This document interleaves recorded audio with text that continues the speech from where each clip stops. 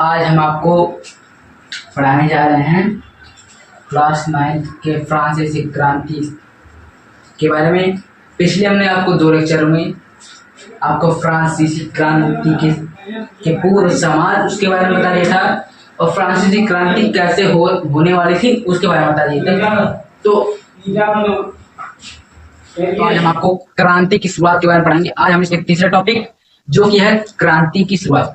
पिछले हमने 2 लेक्चर में आपको क्या क्या बताया था।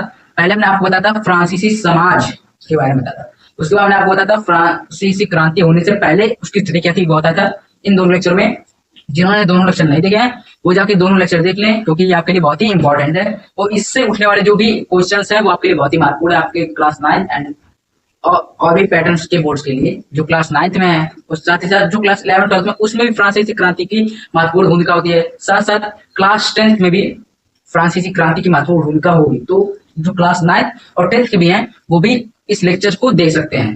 10th के भी स्टूडेंट इस लेक्चर को देख सकते हैं, क्योंकि ये जो लेक्चर है उनके लिए इंपॉर्टेंट है। क्योंकि जो आपका पहला अध्याय है हिस्ट्री का, हिस्ट्री में वो क्या है यूरोप में राष्ट्रवाद है ना। तो आपका जो पहला मतलब उसमें अध्याय यूरोप में राष्ट्रवाद है, तो उस राष्ट्रवाद में आपको यूरोप के सभी वो देश बताएंगे जिसमें उन देशों को आजादी मिली। तो आपको सबसे पहले इसमें फ्रांस और इटली का एकीकरण, फ्रांस की क्रांति, ये सब आपको पढ़ना पड़ेगा। इंग्लैंड के बारे में, रसिया के बारे में, ये सब आपको पढ़ना पड़ेगा। तो इस लेक्चर को अगर आप पढ़े रहेंगे तो आप आगे जो आपका वो चैप्टर है वो आप आसानी से समझ जाएंगे। हम भी आपको वो चैप्टर पढ़ाएंगे, इसी के बेस से आपको पढ़ाएंगे, क्योंकि अगर आप ये पढ़े रहेंगे तो आपके लिए बहुत ज्यादा महत्वपूर्ण होगा। तो चलिए फटाफट से हम अपने लेक्चर्स को स्टार्ट करते हैं। तो देखिए आपको फ्रांस की जो क्रांति अब उसकी शुरुआत होने वाली है। तो यहाँ पर जो हमारा राजा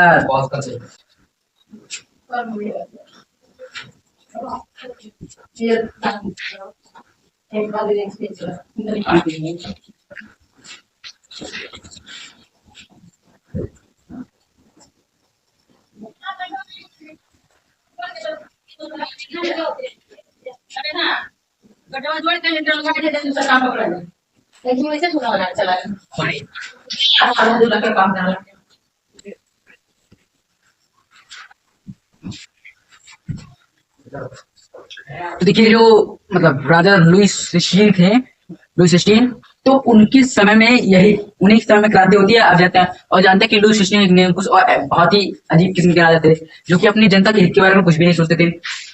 तो जिस तरीके से जो फ्रांस क्रांति हुई उसका मेन उद्देश्य किसको आता, मतलब कारण कौन था, मतलब जिसके कारण ये फ्रांसीसी क्रांति हुई, तो वो कोई और नहीं लुईस 16 के कारण। ज्यादातर लुईस 16 को कहा जाता है कि उसी के कारण ये फ्रांस की क्रांति हुई। तो चलिए अब जानते हैं फ्रांसीसी क्रांति की शुरुआत कैसे होती है। तो देखिए शुरुआत कैसे होती है, हमने आपको पिछले लेक्चर के एंड में बताया था कि जो ये क्रांति होने से कुछ दिन पहले जो ये मतलब जो टीम बैठती है, जो स्टेट जनरल की मीटिंग होती है, उसमें जब ये 600 लोग चले जाते हैं, मतलब तीसरे स्टेट के लोग, क्योंकि राजा उनकी शर्तों को नहीं मानता है तो जिसके कारण कर बढ़ा भी देता है। तो ये लोग जाके एक टेनिस कोर्ट में इकट्ठा होते हैं और कहते हैं कि मतलब वो कहते हैं कि जब तक हम अपना खुद का संविधान नहीं बना लेंगे तब तक हम विद्रोह करेंगे। तो ये विद्रोह तब तक होता है जब तक उनकी संविधान नहीं बनता, तब तक ये फ्रांसीसी क्रांति रहता है। जैसे संविधान बना, फ्रांसीसी क्रांति खत्म हुआ। तो अब हम जानते कि ये मतलब संविधान बनने के समय क्या क्या इसमें क्रांति होती है, क्योंकि तब तक लोग लड़ाई करेंगे, अपना कुछ काम करेंगे, भूख हड़ताल करेंगे। तो अब देखते हैं क्या क्या वो लोग करते हैं, कैसे की क्रांति की शुरुआत होती है। तो शुरुआत कुछ इसी तरीके से होती है कि टेनिस कोर्ट में जाके शपथ लेते हैं कि हमारा एक संवैधानिक राजतंत्र देश होना चाहिए, जिसमें बताया राजतंत्र भी रहे और संविधान भी लागू रहे, मतलब संविधान भी रहे और राजा का शासन भी रहे। तो इसे संवैधानिक राजतंत्र कहते हैं, ये नोट कर लीजिएगा। तो जैसे उदाहरण बता देते हैं कि जो राजा है वो संविधान के अनुसार चलेगा। राजा के पास कुछ पावर्स होंगी जो कि आपातकालीन पावर्स होंगी, जो कि वो लागू कर सकता है आपातकालीन टाइम। बाकी राजा के पास कोई ऐसी पावर्स नहीं रहेंगी। तो वही है मतलब संविधान राजतंत्र में यही होता है, राजा एक कठपुतली मात्र है, मतलब एक पपेट किंग है वो। बाकी पावर संविधान में ही रहेगा, पावर लोगों में रहेगा। तो अब चलिए, तो अब क्या क्या होता है, संविधान बनने के समय लोग भूख हड़ताल करते हैं। फर्स्ट स्टेट और सेकेंड स्टेट के लोग जो अपना कर टेथ एंड टेल लेते हैं, तो वो उन्हें देने के बजाय उन पर हमला करना शुरू कर देते हैं। कुछ लोग भूख हड़ताल करते हैं, कुछ लोग जो अनाज रहता है वो नहीं देते हैं। राजा के किले को पर हमला कर देते हैं। साथ साथ जो महिलाएं रहती हैं वो भी राजा की किले पे जाती हैं, लोगों को मारते पीटते ये सब भी इत्यादि करते हैं। साथ साथ भूख हड़ताल करते हैं। और ये जो किंग और जो first state and second state के लोग रहते हैं वो बात नहीं मानते हैं। और इसी के साथ साथ जो हमारे दार्शनिक थे, हमारे दर्शन वाले व्यक्ति, उनकी भी बहुत महत्वपूर्ण भूमिका रहती है, क्योंकि उन्हीं के कारण ये क्रांति स्टार्ट होती है, जिनमें मॉन्टेस्क्यू, रूसो, जॉन लोग जैसे महान दार्शनिक का योगदान रहता है।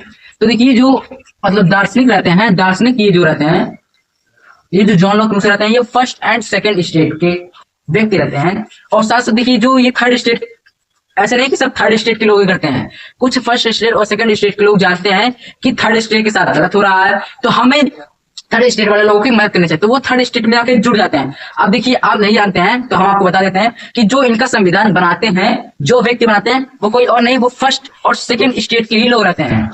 क्योंकि दो व्यक्ति इनके संविधान को तैयार करने का जिम्मा लेते हैं, जो कि एक फर्स्ट स्टेट का एक पादरी होता है और एक धनी व्यापारी होता है जो कि सेकंड स्टेट का होता है। तो इतना आप नोट डाउन कर लीजिए। नोट डाउन में क्या करना आपको, क्रांति की शुरुआत टेनिस कोर्ट वाला आपको लिख लेना है, ये हमला कैसे करते हैं ये आपको लिख लेना है, और साथ साथ जो संविधान बनने वाला रहता है इसमें फर्स्ट और सेकंड स्टेट का क्या योगदान रहता है ये भी लिखना, दार्शनिक का योगदान, इतना आप नोट डाउन कर लीजिए।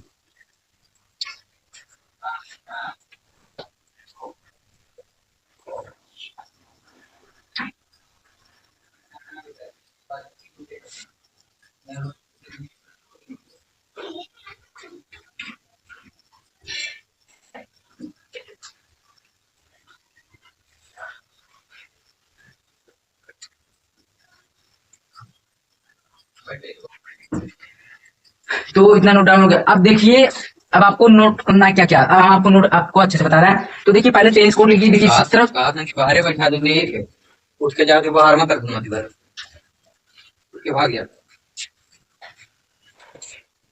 काफी कहाँ घाम में बैठा है, काफी करते नहीं है।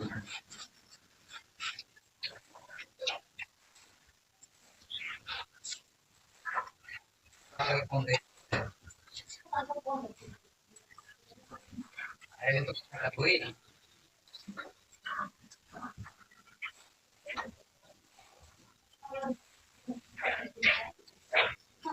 हमने कहा बाटे की कहा कैसे बच्चा का तो अहंकार का खबर है।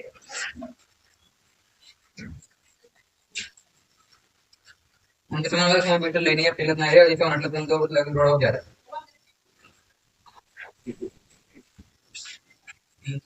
कम नहीं, 300 रुपये कम क्या पढ़ाइए देना पड़ेगा, वैसे उन्हें पढ़ाइए कम फायदा,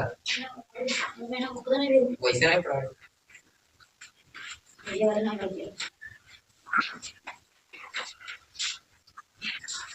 बैठा है, कोई लाइन नहीं अच्छा नहीं।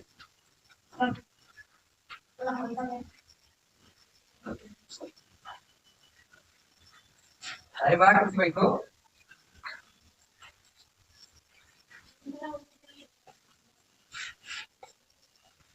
यार, मम्मी लेके आ बैठो।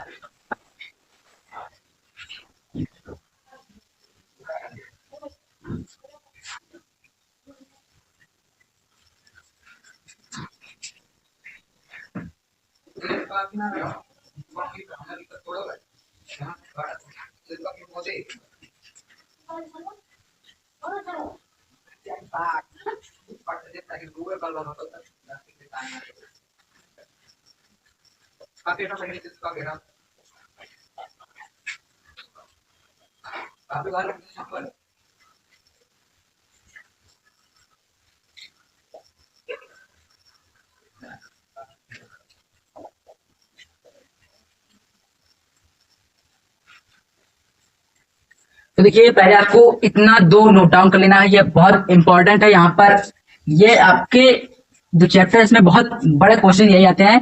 तो देखिए ये आपका IMP यानी इंपॉर्टेंट क्वेश्चन, और ये आपका वेरी इंपॉर्टेंट है, क्योंकि देखिए अगर आप 10th में जाएंगे तो ये तो पक्का है, ये नहीं तो ये तो आएगा ही आएगा। क्वेश्चन आएंगे कि किन्होंने संविधान बनाने का जिम्मा लिया था, फ्रांस का। फ्रांस का जिम्मा किसने लिया था, तो लिया था किसने, आबे सिए और मिराबो ने लिया था फ्रांस की जिम्मा संविधान बनाने का। और मतलब इन्होंने स्टेट जनरल की मीटिंग को भंग करके पेरिस के टेनिस कोर्ट में जाकर शपथ लिया और संवैधानिक राजतंत्र की मांग की। ये आपको इतना नोट डाउन कर ले जाए, आप नोट डाउन कर लीजिए, मैं साइड आ जाता हूँ, आप स्क्रीनशॉट इसका ले लीजिए।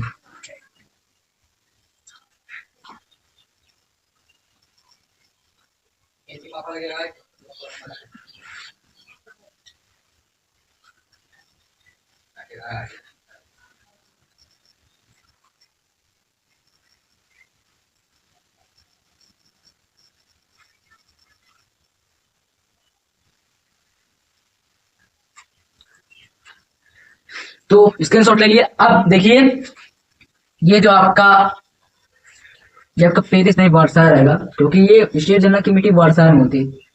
ये बाद में जहां शपथ लिए थे वो एक बार और शपथ लिए थे, जहां पर संविधान लागू था वो पेरिस में हुआ था।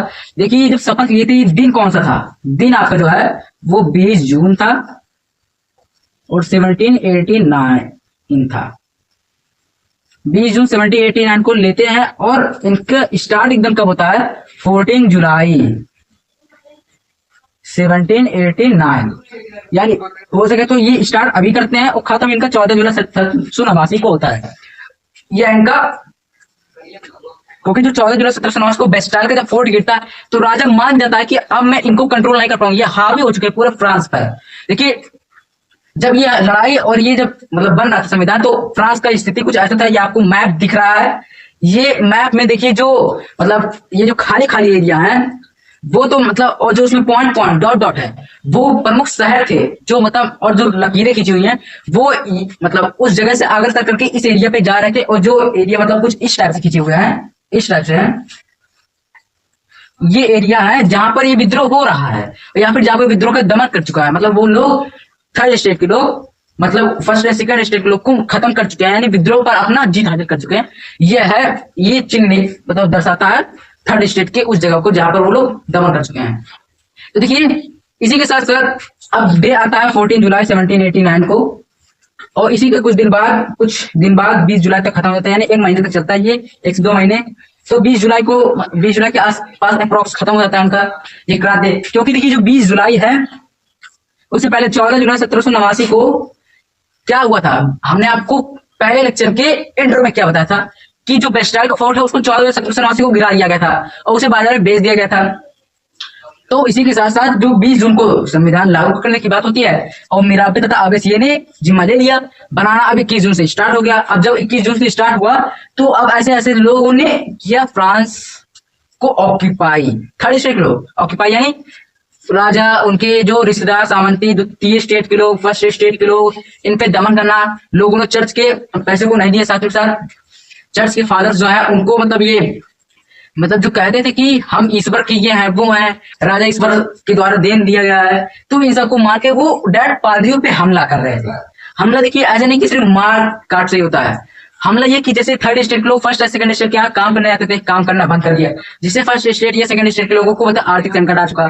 जैसे लोग घर में झाड़ू पोछा या बर्तन मांजे जाते थे, अब नहीं मांजते, तो फर्स्ट स्टेट पे महिलाओं को मांजना पड़ता था। अब अगर महिला मारने इनकार कर देती थी तो फर्स्ट स्टेट के पुरुषों को करना पड़ता था।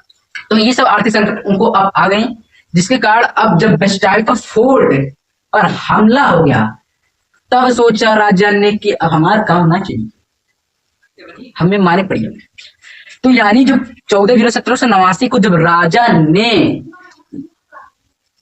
जब किले को गिरा दिया गया, जेल वाले किले को, तब राजा को समझ में आई अब ये जनता मेरे काबू में नहीं है, ना अब हम नहीं कर सकता। देखो तब जो थर्ड स्टेट लोग होते हैं अब वो क्या करते हैं, ऐसे ही नहीं काम चलता है, एक और काम है। गिरने के बाद 2 दिन तक राजा विचार करता है, वो सोचता है मजाक में चले छोड़ो अब देखा जाएगा बाद में। तो राजा इसके 2 दिन बाद क्या होता है, कुछ 4 से 5 हजार पुरुष और 500 से 600 महिलाएं जो इनकी रानी मेरी एंटोनेट थी, उनके महल में 500 महिला घुस गई और जबरन रानी को घेर लिया और रानी से डिमांड करने लगे। रानी तो डर गई, कहते वो अकेली थी, उनके सैनिक क्या मदद कर पाएंगे, वो सैनिक को मारे थे। ऐसे पुरुषों ने भी बताया लुईस लावा को घेर लिया उनके महल में जाके, जिससे अब वो दोनों डर गए। अब कहा कि अब अगर मैं इनकी बातों को नहीं सुनूंगा, नहीं मानूंगा, अपनी मनमानी करूं तो ये 4500 लोग मेरी मृत्यु कर देंगे, हमें मौत के घाट उतार देंगे। तो देखो, तो जिसके कारण अब इनको मानना पड़ा था, लुईस लावा को इनकी शर्तों को मानना पड़ा था। इन्हें लुई 16 एवं मैरी एंटोनेट जो कि इससे और पागल थी, मेरी नेतृत्व और लुई सुलावा, इन सबको बात माननी पड़ेगी। तो देखिए इसी के साथ साथ ये अब क्रांति का खत्म होता है, संविधान बन जाता है, राजा अब देखिए राजा मान लिया, इसका मतलब क्रांति खत्म, काम खत्म। क्या है हमारा चैप्टर यहीं पे समाप्त होता है। देखिए हमें दो टॉपिक और पढ़े हैं जो कि इसी में हम डिस्कस कर लेते हैं। देखिए दो टॉपिक कौन कौन से हैं, पहले आप इसमें स्क्रीनशॉट ले लीजिए, हम आपको दो टॉपिक बता देते हैं।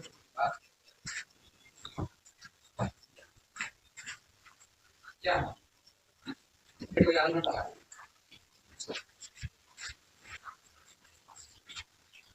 फाइनली 4 अगस्त 1789 को राजा को हार माननी पड़ी।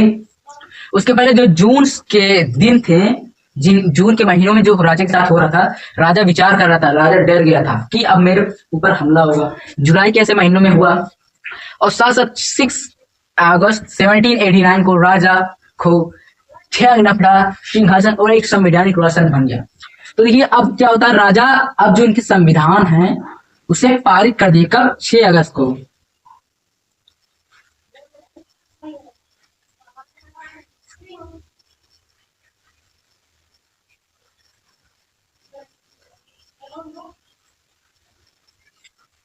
छह अगस्त 1789 को संविधान पारित हो गया। क्या हुआ, संविधान पारित। अब देखिए पारित हुआ, राजा के पास पावर खत्म, कहानी खत्म। तो देखिए अब हम जानेंगे क्या, इसमें जानेंगे कि जो ये फ्रांस की क्रांति हुई इसका परिणाम क्या निकला, क्या होता है, परिणाम क्या है, विश्व पे इस पर क्या प्रभाव होता है, महिलाओं का योगदान और दासों का योगदान, ये दो पढ़ेंगे, ये दो चीज पढ़ेंगे। और हम पहले जान लेते हैं कि जो फ्रांसीसी क्रांति हुई इसके कारण क्या थे, ये तो आप जानते हैं, इसमें सामाजिक आर्थिक सब प्रकार के कारण थे। ज्यादातर राजतांत्रिक कारण हुए थे, दार्शनिकों के प्रभाव था, ये सब हम जान चुके हैं। तो अब हम जानते हैं कि इसका परिणाम क्या निकला। परिणाम पहले निकला कि अब बुर्बो राजवंश खत्म हो गया, जो कि किस राजवंश का राजा था, चलावा बुर्बो राजवंश का।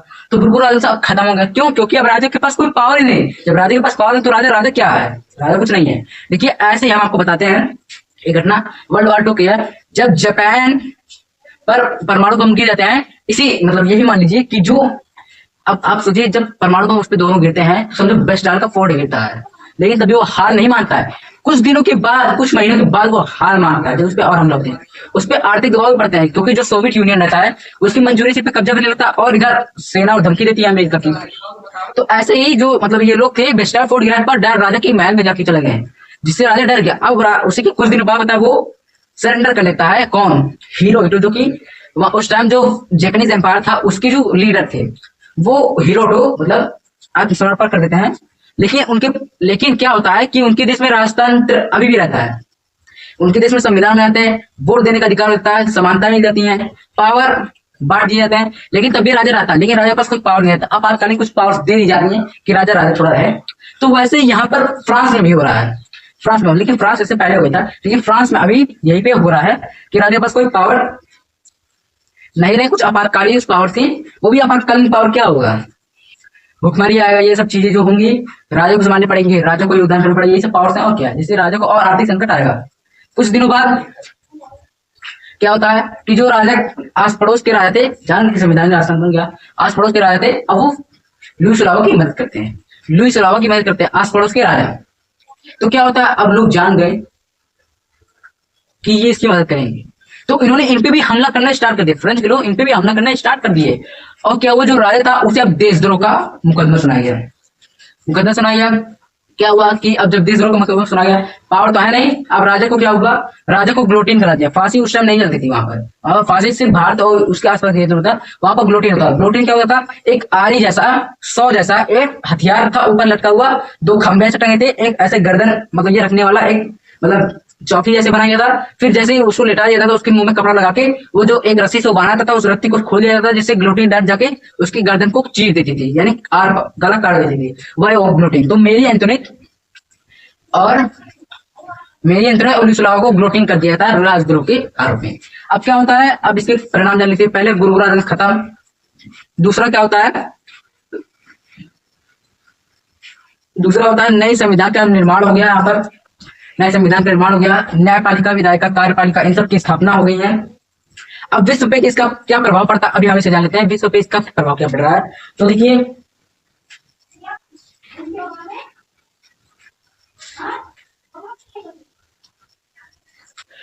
अब देखिए जो विश्व पर क्या प्रभाव पड़ेगा, विश्व पे देखिए क्या प्रभाव है। विश्व को ये पता चल गया कि राजा को हम भी हरा सकते हैं, और भी उसके आसपास के चीज जैसे इंग्लैंड, इटली, जर्मनी, स्पेन, रसिया, अमेरिका।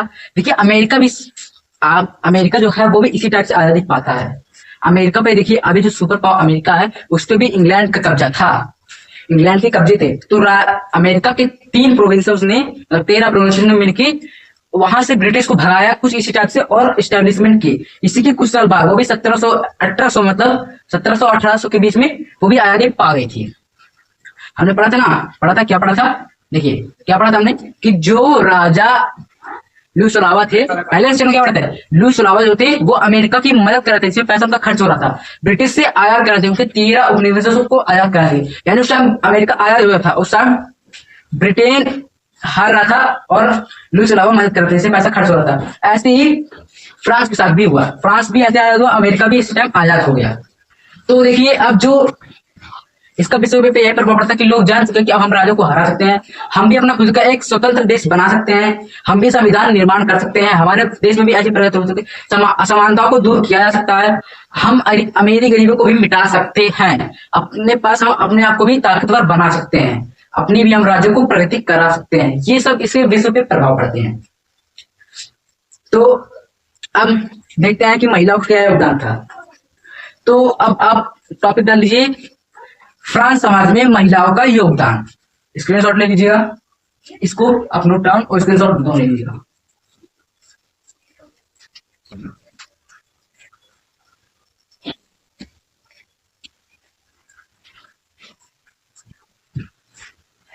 तो आप देखिए नोट डाउन कर लिया। अब देखिए महिलाओं का योगदान, इससे हम पहले जानेंगे महिलाओं के योगदान से पहले कि क्या अब फ्रांस एक राजतांत्रिक समाज बन गया, क्या फ्रांस एक राजतांत्रिक समाज बन गया?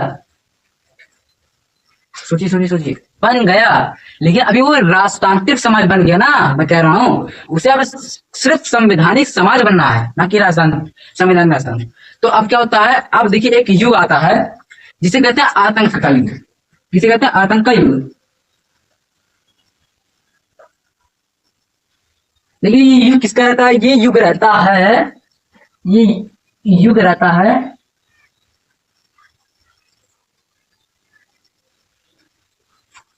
ये युग रहता है रॉबेस्पियर का। रॉबेस्पियर का आतंक का युग क्या होता है कि देखिए फ्रांस में बहुत सारे क्लब बन जाते हैं। जब ये शासन आया तो देखिए इसी में जो क्लब्स होते हैं, क्लब होता है और एक खाली समाज, मतलब समाज का आतंक के युग में तो क्लब्स जो रहते हैं उसी में एक क्लब आता है जिसका नाम है जैकोबिन क्लब। जैकोबिन क्लब, देखिए इस टाइम जो जैकोबिन क्लब का मतलब नेता रहता है वो रॉबर्ट रॉबेस्पियर रहता है। ये कौन रहता है, ये एक व्यक्ति रहता है जो कि जैकोबिन क्लब की मदद से राजा लुई सलावा को हराने का प्रयास करता है।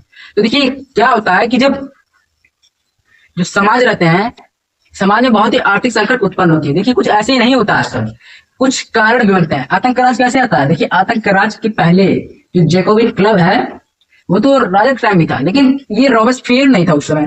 तो देखिए क्या होता है, जो ये संविधान रहता है इनको संभालने के लिए कुछ लोग रहते हैं, कुछ लोग की एक कमेटी बनाई जाती है, कमेटी जो कि समाज के अंदर आती है। तो कमेटी जो रहती है मतलब एक पार्टी, तो पार्टी के लोग मिलके फ्रांस को संभालते हैं, लेकिन वो फ्रांस को नहीं संभाल पाते हैं। बहुत सारे ऐसे कारण होते हैं, मतलब उन्हें नहीं समझ पाते हैं, वो संवैधानिक राजतंत्र को नहीं संभाल पाते हैं, वो लोगों की आवश्यकताओं को पूरा नहीं करते, वो भी एक राजा की तरह बन जाते हैं। तो क्या होता है कि ये जो जैकोबिन क्लब के लोग होते हैं ये पावर में आते हैं। जब ये पावर में आते हैं तो उसके जो लीडर अभी प्रेजेंट टाइम है रॉबेस्पियर, तो वो खुद को एक अपना वहां पर एक लीडर नियुक्त कर देते हैं कि हाँ अब हम फ्रांस के लीडर हैं, यानी एक प्रकार के राष्ट्रपति प्रधानमंत्री बन जाते हैं, और इस कमेटी जो बनी जाती है उस कमेटी को खत्म कर देते हैं।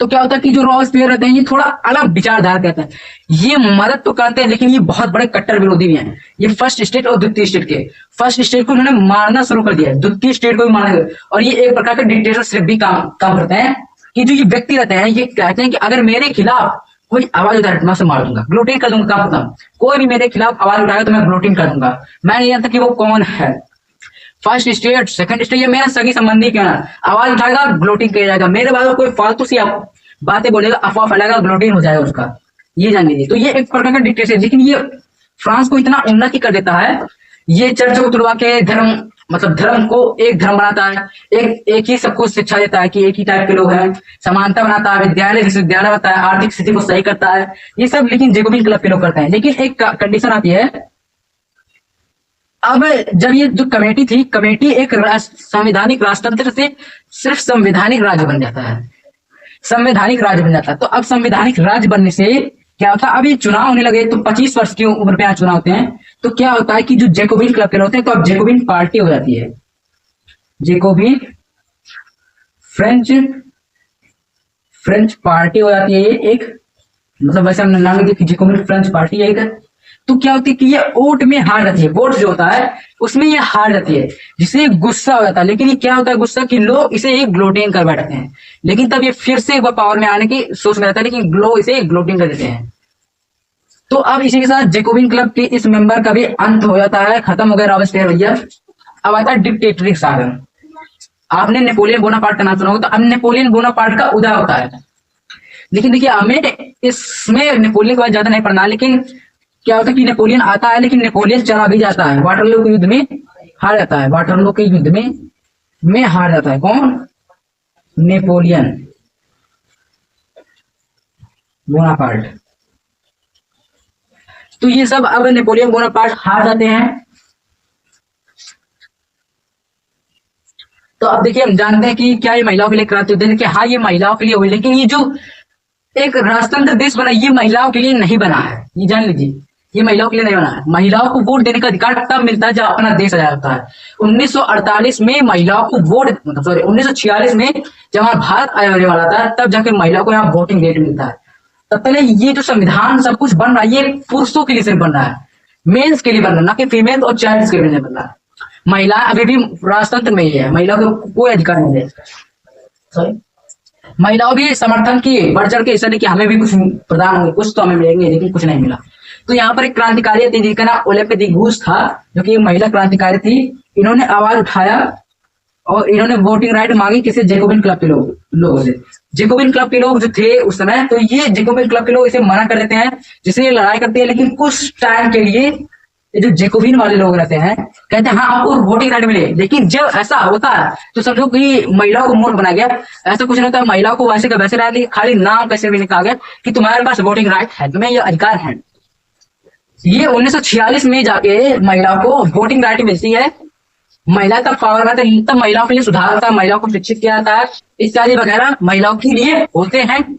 तो देखिए विशेषाधिकार अभी यहाँ पर सिर्फ पुरुषों के दिए जाते हैं। तो पुरुषों का देखिए यहाँ पर आपको बगल में चार्ट है, ये उस टाइम का संविधान बनकर तैयार हुआ था जो कि पुरुषों के लिए बना था। ये मतलब जब संविधान 6 अगस्त को जब ये इनका संविधान तैयार था, वो इसकी इमेज है। आप चाहे तो इसे आप पढ़ सकते हैं, या फिर ऐसे आप नोट करना होगा अपने कॉपी में, फिर कॉपी में टॉपर्स नोट बनाना, तो आप इसे लिख सकते हैं कुछ पॉइंट्स को। तो देखिए अब हम जानते हैं कि दास प्रथा का उन्मूलन, ये हमारा आखिरी टॉपिक है, दास प्रथा का उन्मूलन।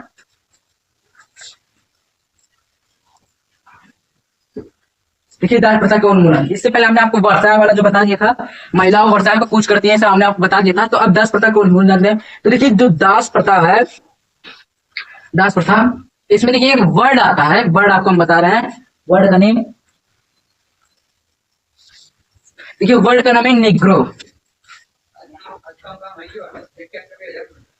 निग्रो, देखिए निग्रो एक शब्द है, ये एक अपमानजनक शब्द है जो कि अब यूज नहीं किया जाता। देखिए ये वर्ड आप किसी को कह मत दीजिएगा, वरना अगर वो अर्थ जान गया तो आपको बहुत मारेगा। आप इसका वर्ड यूज मत करिएगा। निग्रो है तो ये उस समय दासों के लिए यूज किया जाता था। किसके लिए? दासों के लिए। इसका नहीं मतलब है कि निग्रो दास होता है, निग्रो एक अपमानजनक शब्द होता है, मतलब ये दासों पर ये लोग यूज करते थे, दासों पर निग्रो नहीं यूज करते। अब ये जो दास है वो कहाँ से आते थे? ये दास अफ्रीका से आते थे, और अमेरिका के भी लोग भी दासों को जाते थे। तो अमेरिका और जो ये लोग रहते थे ये अफ्रीका में जाते थे, अंगोला, माली, मोरक्को जैसे शहरों में जाते थे, नामीबिया जैसे शहरों में जाते थे। वहां के सरदार से बात करके ये दासों को खरीदते थे कम दाम पे, और यहाँ पर लाते थे और अधिक श्रमिक करवाते थे। तो दास जो रहते थे वो भी अपना वोटिंग राइट मांगते हैं। दासों को यहाँ पर मुक्त किया जाता है, दासों को अपने देश में भेजा जाता था। जब ये संविधान बनता है, इनके लिए भी संविधान बनता है महिलाओं के साथ, दासों के लिए बनता है। तो देखिए दासों की स्थिति बहुत गिरी हुई थी, दासों को बताया, इतना गिरा हुआ माना जाता था कि उन्हें बताया है कहीं कहीं तो जो लोग थे उन्हें नालियों का पानी भी इन्हें पिला दिया जाता था। ऐसे कंडीशंस वहां पर थे दासों के साथ। तो देखिए दासों को वहां पर बहुत गिरा हुआ मानते थे, लेकिन अब जब संवैधानिक राष्ट्र बन गया तो सबके लिए बनना चाहिए। अब देखिए दास अभी कोई नहीं रखता है, लेकिन अगर जो दास रखेगा उस पर केस हो जाएगा, हो सके तो उसे ग्लोटिन भी करा दिया जाता था। तो अब देखिए ये इसी के साथ हमारा ये चैप्टर जो फ्रेंच रेवोल्यूशन है, फ्रेंच रेवोल्यूशन, फ्रांसीसी क्रांति, वो अब हमारा खत्म होता है। तो देखिए इसके जो नोट्स चाहिए वो आपको कल या परसों तक आपको नोट्स इसके मिल जाएंगे। हमने आपको देखिए एसएसटी का पहले चैप्टर का नोट्स और आपको बायोलॉजी का फर्स्ट चैप्टर का नोट्स दे दिया है, उसे जाके आप कॉपी कर लीजिएगा। अगर आपको नहीं समझ में आ रहा कि क्या लिखा है इसको, मतलब आपको इसको समझना पड़ेगा ना, क्योंकि हमने आपको कुछ एक्स्ट्रा पॉइंट्स उसमें लिखे हैं, तो उसका भी हम आपको वीडियो बना देंगे बायोलॉजी फर्स्ट चैप्टर का। वो एक टॉपर्स नोट्स है, इसलिए आपको वो लिखना जरूरी है। अगर आप उसे लिखते हैं तो आप कोई भी क्वेश्चन चाहे वो एनसीईआरटी हो, पेपर बेस्ड क्वेश्चन हो, आपके नहीं जाएंगे। देखिए मतलब आपको जो एसएसटी का पहला चैप्टर जो आपको मतलब मैंने आपको जियोग्राफी का बना के दिया था, लेकिन ये है कि आप लोग हमें सपोर्ट नहीं कर रहे हैं। आपको हमारे चैनल को सब्सक्राइब कर लेना चाहिए, क्योंकि अब हम आपको ऐसी अच्छी अच्छी वीडियो पढ़ा रहे हैं। देखिए हम आपको इतनी अच्छी वीडियो, आपको क्लास 9 10 की वीडियोस पढ़ा रहे हैं, इतने अच्छे से एक्सप्लेनेशन कर रहे हैं, नोट्स प्रोवाइड कर रहे हैं, लेकिन आप भी वीडियोस को नहीं देखते हैं। आपको चैनल को सब्सक्राइब नहीं करते हैं वैसे, और अनसब्सक्राइबिंग हो रहा है आपको चैनल। तो आपको क्या करना है, आपको हमारे चैनल पे जाके जो हमारे वीडियो देख रहे हैं उन्हें जाके हमारे चैनल को सब्सक्राइब करना है। आपको इस वीडियो को पहले लाइक कर देना है, इस वीडियो को शेयर कर दीजिएगा अपने दोस्तों के साथ, और कमेंट अगर आपको करना होगा तो आप कमेंट कर दीजिएगा कि हमने आपको कमेंट करना है कि हमने आपको सब्सक्राइब कर दिया है। सब्सक्राइब प्लीज, सब्सक्राइब करिए, क्योंकि देखिए हम जो आपको इतनी अच्छी अच्छी वीडियो डाल रहे हैं, आप इसमें कोई भी आप मदद नहीं कर रहा। देखिए हमारे कुछ बहुत कम ही व्यूज जाते हैं, 10-15 व्यूज जाते हैं, कहीं कहीं तो 2-3 व्यूज जाते हैं। आप ऐसा काम मत करिए। आपको हमने पढ़ाने के लिए आपको हम आपको पढ़ा रहे हैं एक अच्छे स्टाइल से, आपको एक कॉन्सेप्ट क्लियर करके एकदम डिटेल से आपको पढ़ा रहे हैं, नोट्स भी प्रोवाइड करा रहे हैं, सब कुछ आप करा रहे हैं, लेकिन तभी आप ये सारी चीजें नहीं करना। देखिए इसको करने से आपको कुछ घटेगा नहीं। ये सब एक गुरु दक्षिणा आप देते हैं, वो है ऑनलाइन में। अगर किसी गुरु दक्षिणा देते तो आपको यही देना चाहिए। तो आप जाके चैनल को हमें सब्सक्राइब कर लीजिए, लाइक कर दीजिए, शेयर कर दीजिए, कमेंट करिए, और इस वीडियो को फुल वॉच करिएगा, हमारे सभी वीडियो को फुल वॉच करिएगा। तो अब तक के लिए धन्यवाद, जय हिंद जय भारत। हम आपको मिलेंगे अगली वीडियो में, हमारे चैनल को सब्सक्राइब कर लीजिएगा।